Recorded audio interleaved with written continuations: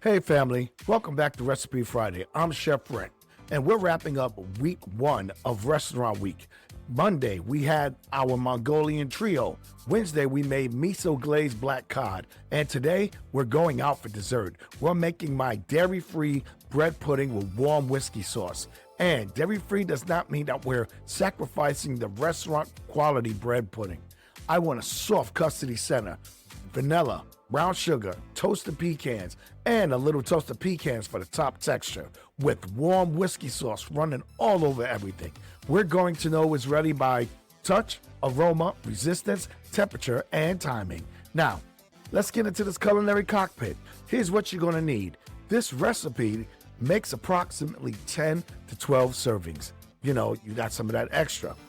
For the bread pudding, 3 cups of cubed Italian bread, 2 cups of granulated sugar, 5 large eggs beaten, 2 teaspoons of pure vanilla extract, 1 cup of lightly packed brown sugar, a 1/4 cup of Country Crock plant-based butter softened, 1 cup of chopped pecans. For the dairy-free custard, you got 2 options. Option 1, milk consistency plant cream. Add 1 cup of Country Crock plant cream, 1 cup of water. Use this when your bread has been cubed and allowed to stale overnight. Or you can do option 2, rich restaurant version, 2 cups of Country Crock plant-based cream. For this version, completely dry the breads first so it can absorb that richer custard without becoming mushy. For the warm whiskey sauce, 1 cup of packed lightly brown sugar, a 1/2 cup of Country Crock plant-based butter, 1 large egg beaten, 2 teaspoons of pure extract, a 1/4 cup of whiskey, and a pinch of kosher salt. A bourbon-style whiskey works beautiful here because those vanilla, caramel, and oak notes pair naturally with the brown sugar and pecans. So, right now we're going to set up our culinary cockpit. You want to preheat your oven at 350 degrees Fahrenheit. You want to grease a 13 by 9 2-inch baking pan dish with Country Crock plant-based butter. You want to locate your bowls, whisk, saucepans, baking dish, oven mitts, and utensils, and establish a safe landing zone for the hot baking dish before it ever goes into the oven. Everything has to have a home. That is safety through systems. Next, you want to check your bread. Pick up one of your bread cubes. If your bread was left stale overnight, it should feel dry and firm on the outside. A little softness in the center is okay when you're using our plant cream and water mixture. But if you're using the full 2 cups of the Country Crock plant cream, you need to dry your bread completely. Spread the cubes onto the baking sheet and place them in your 350 degree oven for about 10 to 15 minutes, just tossing once. Let one cool enough to handle, feel it, lightweight, dry, and firm. Now break it. You should hear a little crackle instead of a soft tear you get from fresh bread. Smell it. Warm, slightly nutty, but not burnt. That's our first texture, sound, and aroma checkpoint. Next, we're going to build our custard. We're going to get a large bowl, whisk together our 5 beaten eggs, 2 cups of granulated sugar, and 2 teaspoons of vanilla. At first, you may feel some graininess from the sugar through your whisk. Keep whisking until everything feels combined, and add either your 1 cup of plant-based cream plus 1 cup of water or your 2 cups of full-strength plant cream. Whisk until smooth. Now use the SEE. I need you to stop, engage, and evaluate. Move that whisk through the custard. It should feel smooth and fluid without a heavy layer of sugar sitting at the bottom. And smell that vanilla and cream? We're ready for the bread. Now what you're going to do is you're going to let that bread drink up all that mixture. Pour the custard over your bread and gently fold everything together.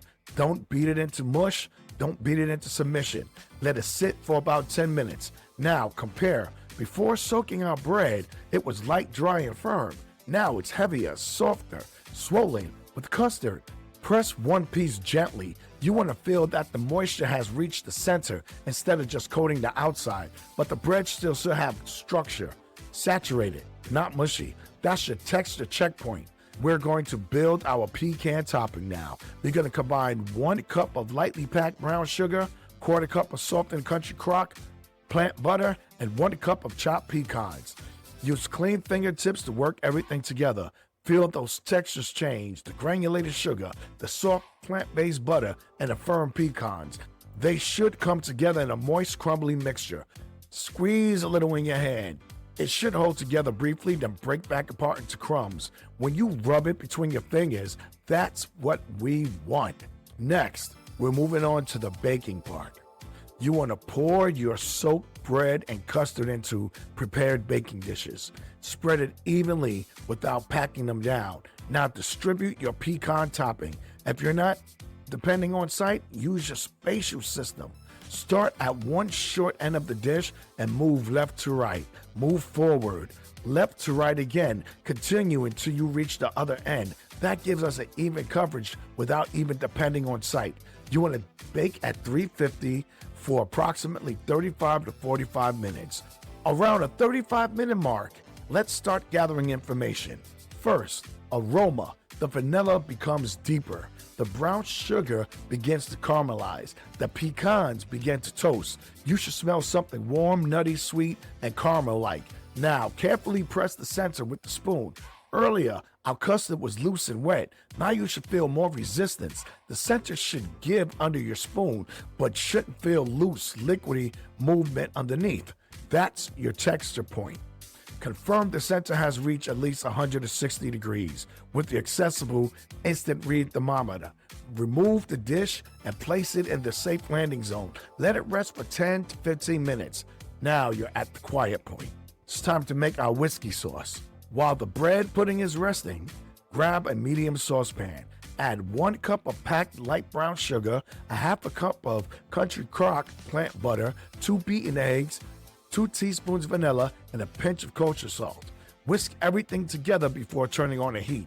Place the saucepan over low to medium-low heat, but keep stirring.